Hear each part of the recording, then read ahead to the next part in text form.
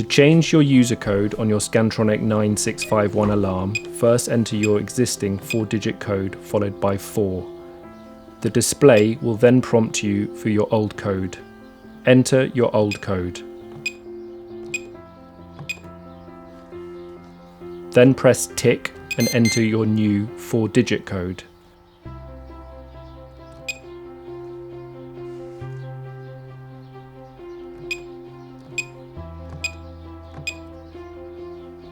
Press tick to store your new code.